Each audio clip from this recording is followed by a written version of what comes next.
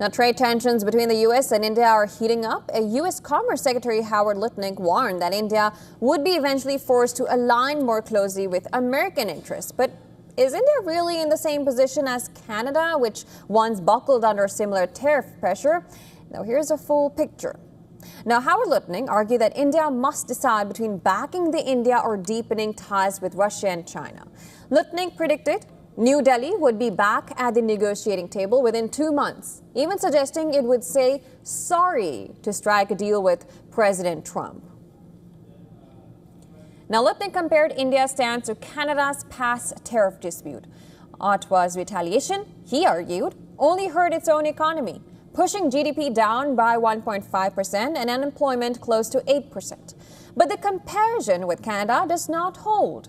India is growing at 7.8% in the first quarter of this year, far ahead of forecasts. With more than 60% of GDP powered by domestic demand, India is structurally less vulnerable to external shocks than smaller export-dependent economies. Prime Minister Narendra Modi has underlined this resilience, calling India unstoppable despite rising global economic selfishness. He urged businesses to compete with the mantra of lower cost and higher quality. Analysts say tariffs could trim 30 to 80 basis points from growth, but India still remains the fastest growing major economy, while on its way to becoming the world's third largest. Punitive tariffs may not just miss the mark, they risk pushing India closer to Russia and China, complicating Indo-Pacific geopolitics.